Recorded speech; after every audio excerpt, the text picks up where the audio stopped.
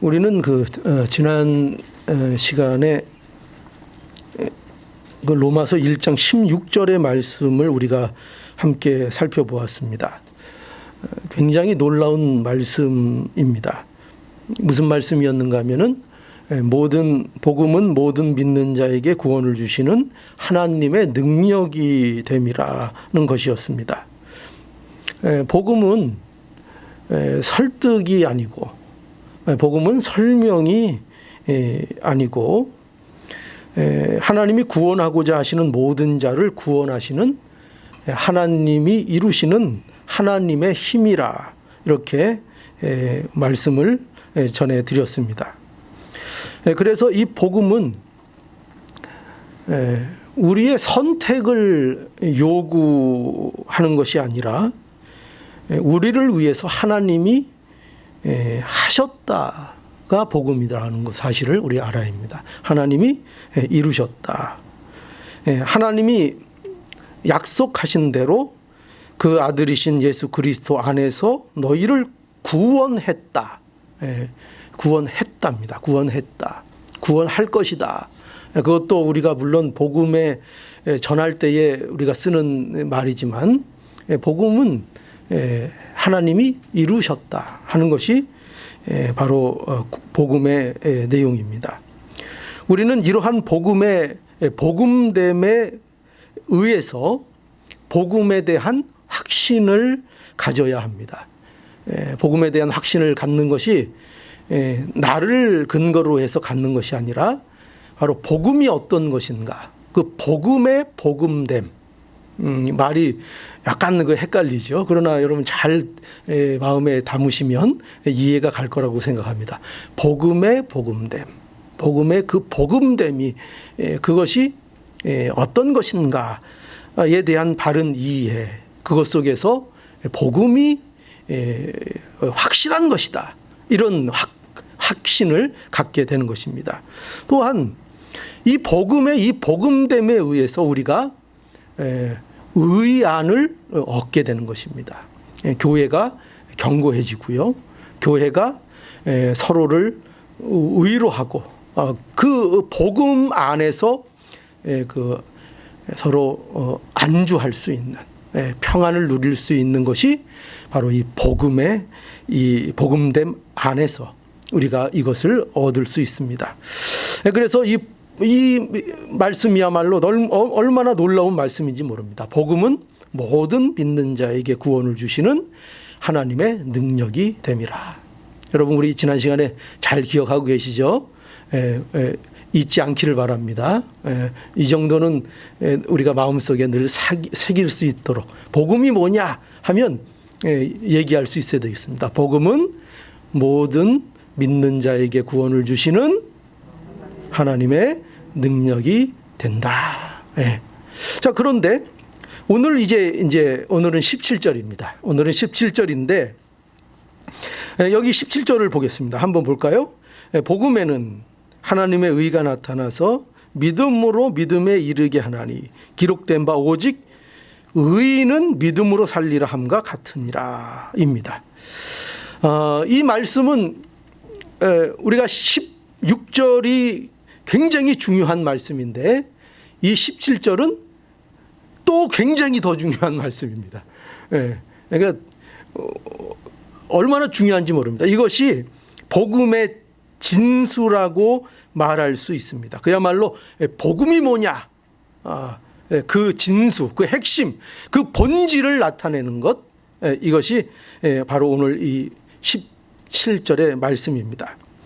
여기 복음의 진수가 무엇이라 되어 있는가, 뭐라고 되어 있습니까? 복음에는 하나님의 의가 나타났다 하는 것입니다. 하나님의 의가 나타났다. 하나님의 의가 나타난 것이, 이것이 왜 복음의 진수일까요? 이게 왜 복음의 핵심일까요? 왜냐하면 인간은 구원에 합당한 의를 인간 스스로 만들어낼 수 없기 때문입니다. 왜 하나님의 의가 나타났다는 이 사실이 복음의 핵심이고 본질이 될 수밖에 없는가? 그 이유가 뭐라고요? 인간은 뭘 못 만들어내요? 의를 만들어낼 수 없습니다. 어떤 의요? 우리의 구원을 이룰 수 있는, 우리의 구원에 합당한 의, 하나님 앞에 내가 이 의로 구원을 얻겠습니다 라고 내놓을 만한 의를 인간은 만들어낼 수 없기 때문에 그렇습니다. 그래서 바로 하나님의 의가 나타났다. 이게 복음의 핵심이고 복음의 본질이라는 것을 알아야 됩니다. 로마서 6장 23절에 죄의 삭은 사망이요 이렇게 말씀합니다. 죄의 결과가 사망이라는 말씀입니다. 여기에 사망이라는 이 말씀은요, 하나님과의 분리를 말하는 거예요. 하나님과 떨어졌다. 하나님과 이제 상관없는 자가 되었다. 이것이 바로 사망입니다. 그래서 모든 인류는 영적으로 죽은 자로 태어납니다. 영적으로 죽었기 때문에 영적으로 또한 무능합니다. 무능한 존재로 태어납니다. 그 마음이 죄로 인해서 전적으로 오염이 됐습니다. 오염이 됐습니다. 여러분, 그 물컵에 하얀 크리스탈 물병에 이렇게 먹물을 하나 딱 떨어뜨리면 그러면 일부만 이렇게 오염되는 것이 아니라 물 전체가 까맣게 오염되어 버립니다. 이것이 인간의 상태입니다. 죄로 인해서 모든 인간의 마음이 이처럼 부패했습니다. 부패했는데 어떻게 부패했는가?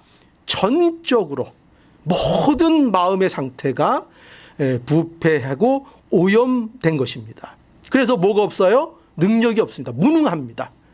영적으로 하나님이 만족할 만한, 하나님이 인정할 만한 의를 만들어낼 수 없는 처지가 된 것입니다. 에베소서 2장 3절에 보면은요, 그래서 이런 말씀을 하고 있습니다. 전에는 우리도 다 그 가운데서 우리 육체의 욕심을 따라 지내며 육체와 마음이 원하는 것을 하여 다른 이들과 같이 본질상 진노의 자녀였더니. 인간은 어떤 존재냐? 본질상 진노의 자녀라는 것입니다. 본질상이라는 것은 뭘 해도 바꿀 수 없다는 것입니다. 뭘 해도 멸망이라는 것입니다. 더 적나라하게 원색적으로 얘기하면 뭘 해도 그 결말은 지옥행이라는 것입니다. 그것이 인간이 본질상 진노의 자녀라는 뜻입니다. 자, 그래서 로마서 1장 18절에도 이렇게 말씀하죠. 하나님의 진노가 불의로 진리를 맡는 사람들의 모든 경건치 않음과 불의에 대하여 하늘로부터 쫓아 나타나나니. 뭐가 나타난다고요? 하늘로부터 하나님의 진노가 나타난다는 것입니다. 인간은 어떤 존재인가? 불의한 존재요. 불의한 존재이기 때문에 그래서 그 누구도 하나님의 진노를 면할 수가 없다는 것입니다. 모두 하나님의 진노를 피할 방법이 없습니다. 이 세상에 핵이 참 무섭죠. 그죠? 핵전쟁이 일어날까 봐 현대인들이 많이 걱정하죠. 그러나 핵전쟁이 일어나도 누군가는 살아날 구멍이 있습니다. 그러나 여러분, 핵보다 더 무서운 게 뭐예요? 하나님의 진노입니다. 하나님의 진노 앞에서는 그 누구도 면할 길이 없습니다. 그것을 그 누구도 피할 수 없습니다. 하나님의 진노 아래 놓이면 그 누구도 예외 없이 멸망을 받을 수밖에 없습니다. 여러분, 이처럼 하나님의 진노를 면할 수 없는 것, 이것이 바로 인간의 처지인 것을 알아야 합니다. 이것이 인간이 가지고 있는 불편한 진실입니다. 여러분, 진실이라면 팩트죠. 사실이죠. 그런데 그 사실이 인간들에게는 어떤 사실이에요? 불편한 진실입니다. 인간이 어떤 존재냐? 성경은 우리에게 매우 불편한 진실을 말하고 있습니다. 모든 인간은 하나님의 진노를 면할 수 없습니다. 이대로 살면 하나님을 모르고 예수 그리스도를 영접하지 않고 그대로 우리 태어난 대로 살면 그 결과는 하나님의 진노 아래로 진노를 면할 길이 없다는 것입니다. 이것이 인간의 모습입니다. 여러분, 제가 그 예전에요 드라마 하나를 본 게 있습니다. 드라마. 여러분 드라마 즐겨 보십니까? 너무 성경책만 보지 마시고 가끔 드라마도 좀 보시기 바랍니다. 좋은 드라마가 꽤 있습니다. 좋은 드라마가 꽤 있는데요. 그 제목이 제 기억으로는 Dear My Friends라는 그 드라마입니다. 거기 주인공은 누구냐면은 여러분 잘 아시는 고두심 씨하고 고현정, 미스 코리아 출신 고현정이 그 주연으로 나왔던 모녀로 나오는 그런 그 드라마입니다.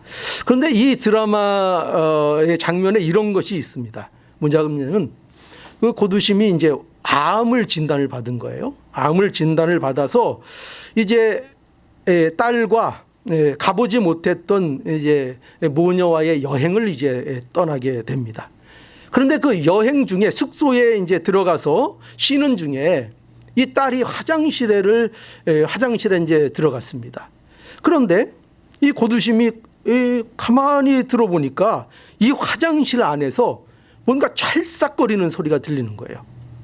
그래서 그거 뭔가 나중에 알아보니까 이 딸이 그 화장실에서 자신을 거울에 비친 자신의 모습을 보면서 울면서 자신의 뺨을 사정없이 치고 있었던 것입니다. 그래서 찰싹찰싹 소리가 나고 있었던 거죠. 자, 왜 그렇게 했는가 하면 이 딸은 자신이 너무 미웠던 겁니다. 거울 속에 비친 자신이 너무나 미웠던 겁니다. 왜 미웠을까요?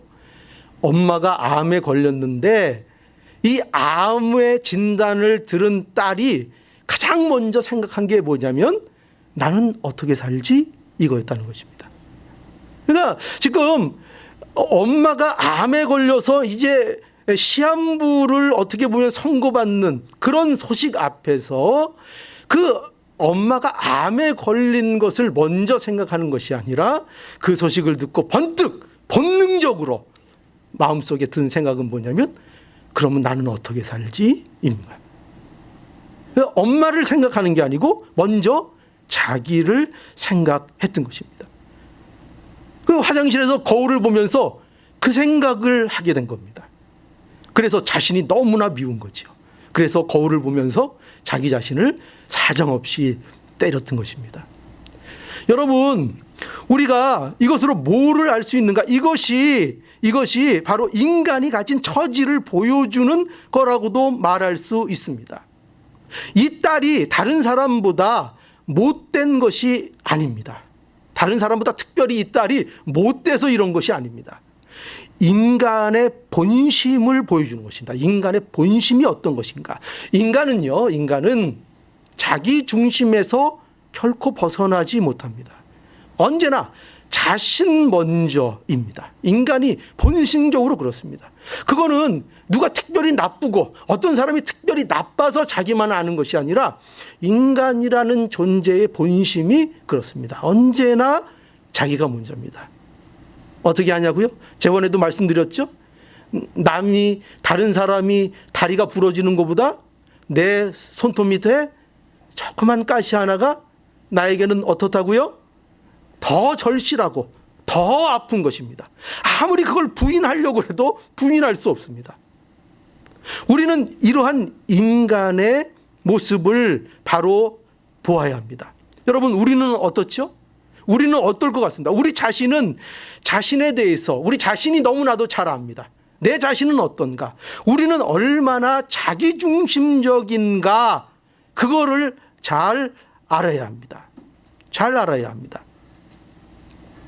여러분, 예수를 믿어도 그렇습니다. 예수를 믿어도 그렇습니다. 예수님을 몰랐을 때는 우리는 그러니 얼마나 더 이기적이었고 얼마나 자기만 알았겠습니까?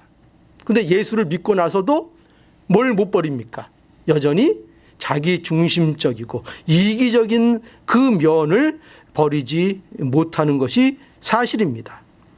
그래서 우리는 내 자신을 너무나 이런 내 자신을 잘 알기 때문에 그래서 나 같은 죄인을 어떻게 하나님께서 하나님의 거룩한 자녀가 되게 하셨는지 도무지 이해가 되지 않는 것입니다. 도무지 이해가 되지 않는 것입니다. 그런데 이런 우리가 어떻게 믿음을 가지게 되었는가, 어떻게 믿음을 가지고 사는 자가 되었는가 할 때 오늘 말씀이 뭐죠? 복음이 어떻게 이런 우리에게 구원을 주시는 하나님의 능력이 될 수 있는가? 그것은 뭐라고 하고 있습니까? 복음은 하나님께서 복음 안에서 하나님의 의를 나타내셨기 때문이라고 말하고 있는 것입니다. 이것이 답입니다. 어떻게 우리가 믿음으로 사는 자들이 될 수 있었는가? 어떻게 우리가 거룩한 하나님의 자녀가 될 수 있는가? 내가 뭐 특별한가? 내게 어떤 종교심이 있는가? 그런 것이 아니라는 것입니다. 그 이유가 뭐예요? 하나님의 의가 복음 안에서 나타났기 때문이다.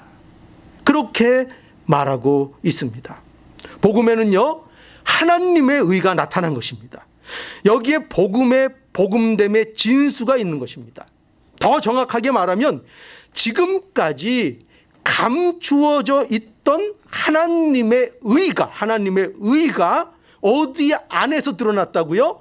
복음 안에서 드러났다는 것입니다. 그렇게 누가 그렇게 만드셨습니까? 하나님이 그렇게 하셨다는 것입니다. 하나님이 복음에 하나님의 의를 나타나게 하셨다. 하나님이 그렇게 하셨다는 것입니다. 자, 그러면은 도대체 하나님의 의가 무엇이길래 우리를 이렇게 구원하고 우리를 이렇게 믿음으로 살게 하는가 할 때 이 하나님의 의는요, 하나님의 의는 일반적으로 그 의하면 하나님의 성품인 공의를 말하기도 합니다. 그러나 여기에서 의는요, 하나님의 성품보다 성품을 말하는 것보다는 이겁니다. 여기서 말하는 의는 하나님의 기준에 옳다고 인정된 의를 말하는 것입니다. 그러니까 하나님의 성품도 물론 있지만 지금 여기서는 하나님의 성품이 나타났다, 그런 뜻보다 어떤 뜻인가 하면 하나님께서 하나님의 기준에 합당한 의, 하나님의 기준에 합당한, 우리가 무언가가 의롭다 할 때 그 의는 뭐냐면 어떤 기준에 합당할 때 그것을 의라고 합니다. 의. 그런데 이 복음 안에 뭐가 나타났는가? 하나님의 기준에, 하나님 보시기에 이거는 옳다 인정할 만한 의, 그 의를 하나님께서 나타내셨다 하는 것입니다. 왜 그렇게 하셨는가? 왜 그렇게 하셨을까요? 사람에게 뭐가 없어요? 그 의가 없기 때문입니다. 하나님 앞에 인정받을 의가 인간에게는 없기 때문입니다. 이런 의를 행할 수도 없고 이런 의를 만들어낼 수도 없기 때문입니다. 인간에게는 하나님 앞에 의롭다 인정을 받을 만한 의가 없습니다. 인간의 공로나 율법의 의로는 의롭다 인정을 받지 못합니다. 그래서 인간은 그 의를 만들어낼 수 없습니다. 그것은 율법이 부족해서가 아닙니다. 율법을 우리가 온전히 하나님 기준에 맞게 우리가 순종할 능력이 인간에게는 없기 때문입니다. 그런데 하나님 앞에 의롭다 인정함을 받는 의를 하나님이 어떻게 하셨다고요? 그래서 복음 안에 나타내신 것입니다. 그래서 그 의를 복음 안에서 나타내신 겁니다. 복음 밖에는 없습니다. 복음 밖이 아니라 복음 안에서 그 의를, 하나님의 의를, 옳다 인정하시는 그 의를 복음 안에서 나타내신 것입니다. 로마서 3장에 가보면 이런 부분을 아주 잘 설명하고 있습니다. 로마서 3장 21절부터 보면은 이제는 율법 외에 하나님의 의가 나타났으니 율법과 선지자들에게 증거를 받은 것이라. 곧 예수 그리스도를 믿음으로 말미암아 모든 믿는 자에게 미치는 하나님의 의인이 차별이 없느니라. 모든 사람이 죄를 범하였음에 하나님의 영광에 이르지 못하더니 그리스도 예수 안에 있는 구속으로 말미암아 하나님의 은혜로 값없이 의롭다 하심을 얻은 자 되었느니라. 그렇죠? 분명하게 아주 잘 하나님의 의에 대해서 설명해 주고 있습니다. 그래서 하나님의 의는 어떤 의예요? 우리가 만들어낸 의가 아니라 하나님이 주시는 의, 하나님에게서 나오는 의를 말합니다.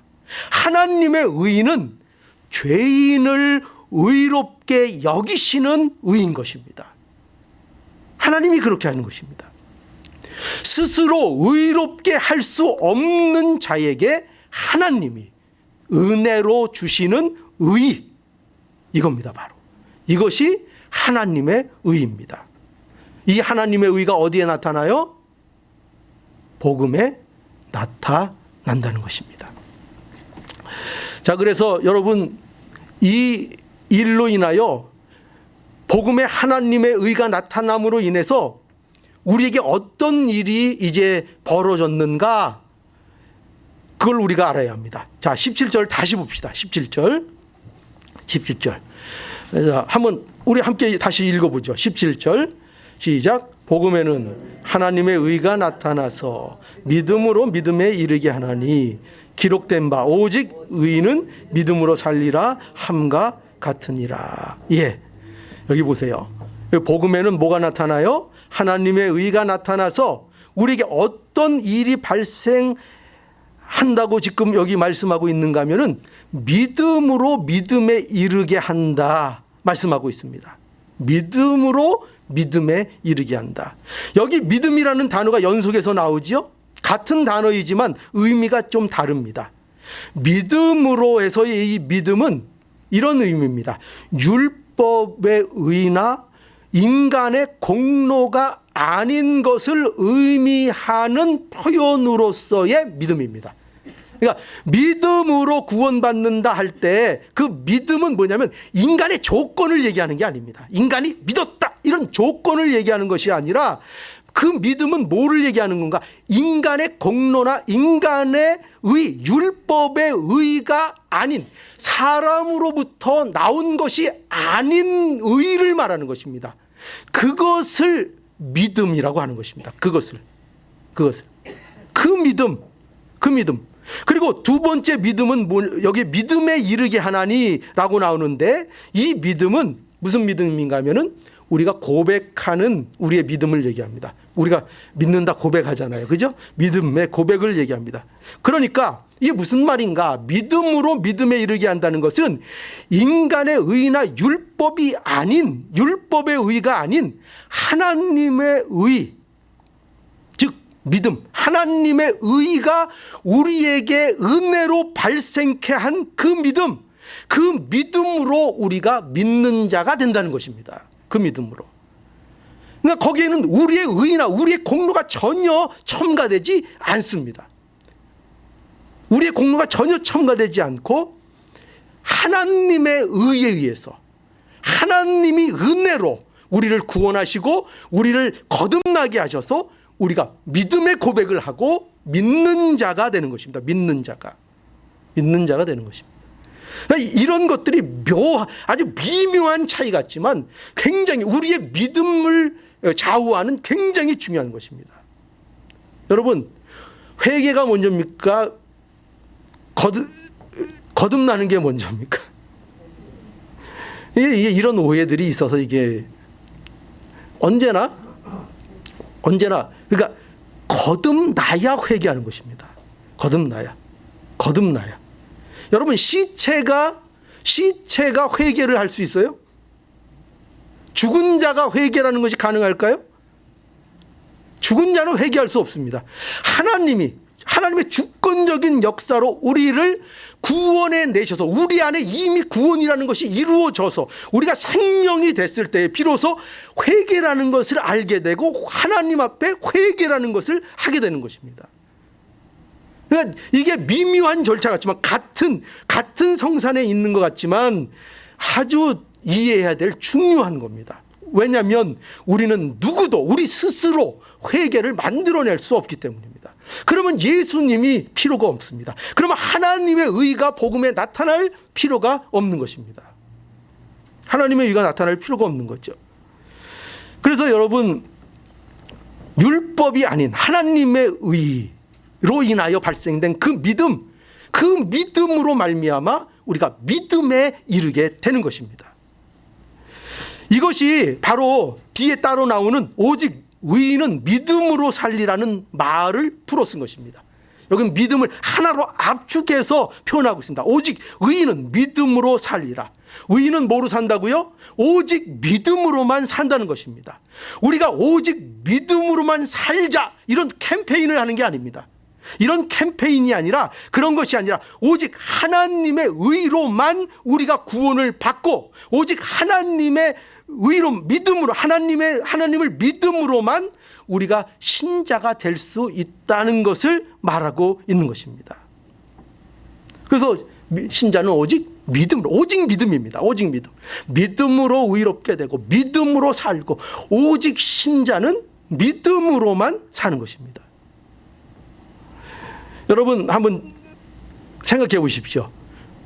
저와 여러분은 의인입니까? 죄인입니까?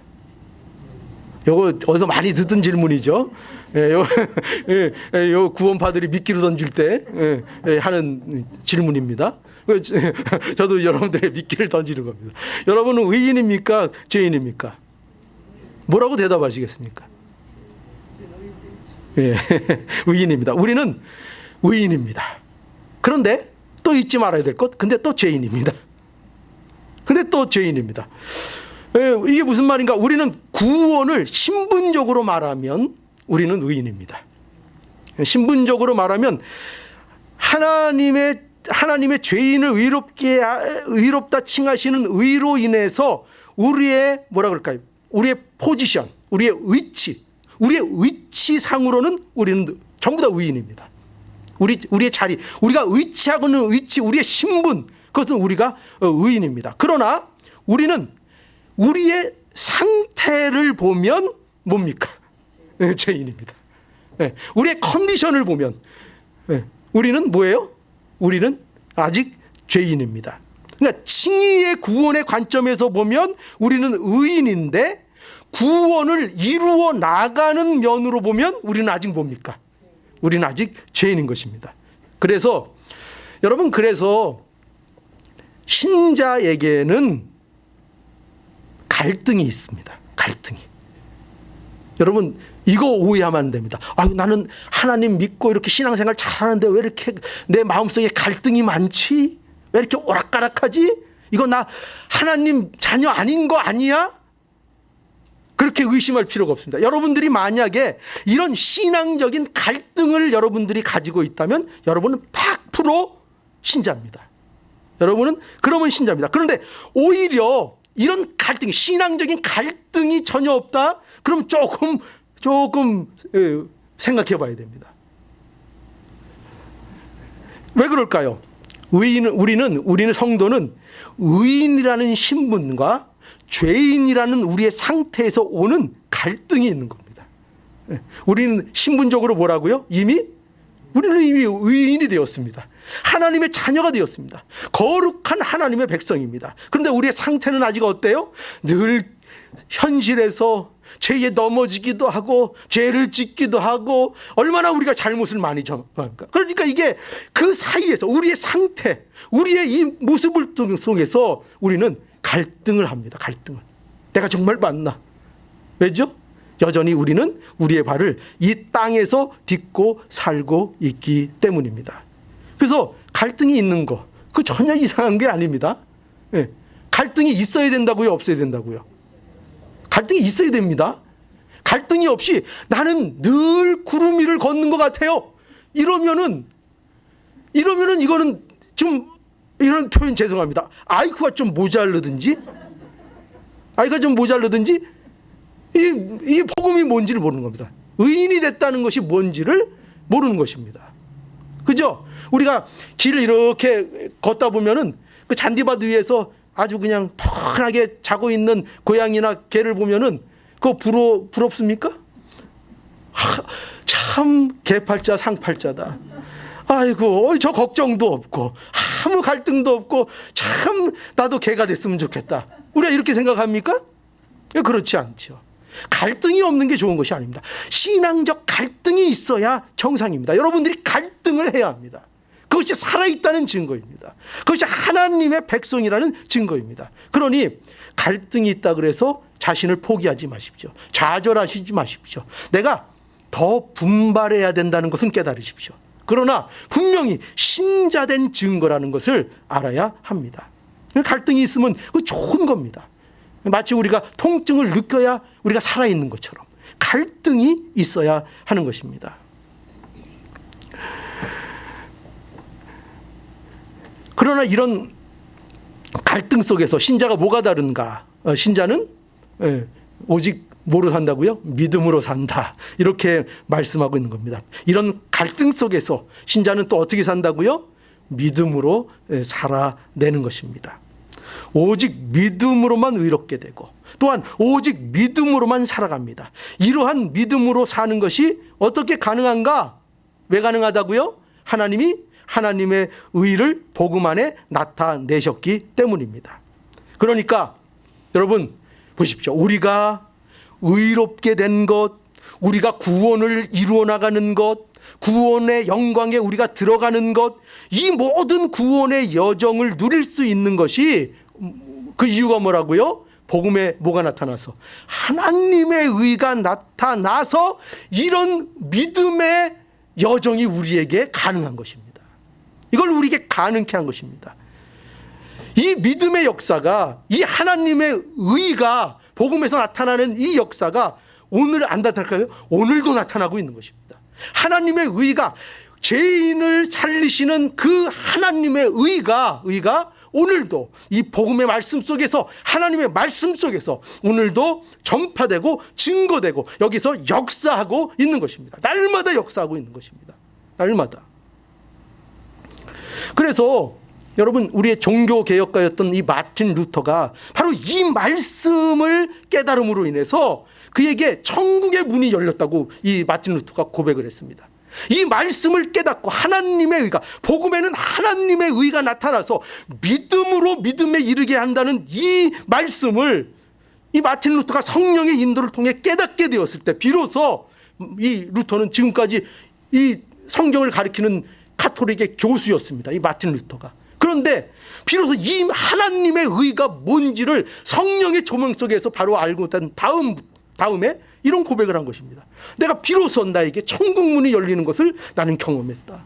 그 빛 가운데로 모든 유미문이 풀리고 모든 나에게 속박되었던 것들이 풀리는 그 역사를 경험했다고 마틴 루터가 고백을 했던 것입니다. 그래서 이 말씀으로 인해서 바로 종교개혁의 바로 시발점이 되었던 것입니다. 여러분, 우리의 심령이 개혁되고 우리 마음이 개혁되어야 합니다. 그렇죠? 무엇으로요? 하나님의 말씀으로. 근데 그 말씀의 핵심이 뭐예요? 복음에는 하나님의 의가 나타났다는 것입니다. 우리의 의가 아니라, 우리의 공로가 아니라, 율법의 의가 아니라 하나님의 의, 하나님이 의롭다 하신다는 그 의, 그것이 복음에는 나타납니다. 그것을 바라보고 그것을 의지할 때 우리 안에 뭐가 생겨요? 우리 안에 참된 개혁이 이 말씀을 통해서 우리 안에 일어나게 되는 것입니다. 그것이 일어나는 것입니다. 그러니 우리는 믿음으로 살아야 합니다. 오직 믿음으로. 여러분, 믿음으로 사는 성도는요, 그래서 이런 하나님의 의가 우리를 살렸다는 것을 알기 때문에 이 믿음으로 사는 성도는요, 이거를 하지 않습니다. 결코. 뭐냐? 또 이걸 강조할게요. 제가 여러 번 강조합니다. 결코 성도는요, 이 오직 믿음으로 사는 성도는 신앙적인 우월감에 빠지지 않습니다. 신앙적 우월감에 빠지지 않습니다. 왜냐하면 믿음은 뭐라고요? 하나님의 의가 나타난 결과이기 때문입니다.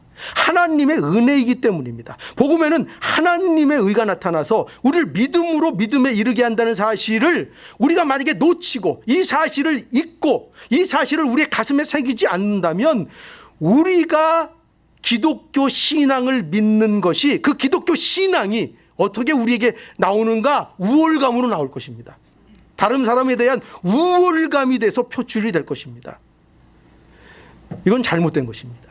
이거는 복음의 복음됨을 바로 이해하지 못한 것입니다.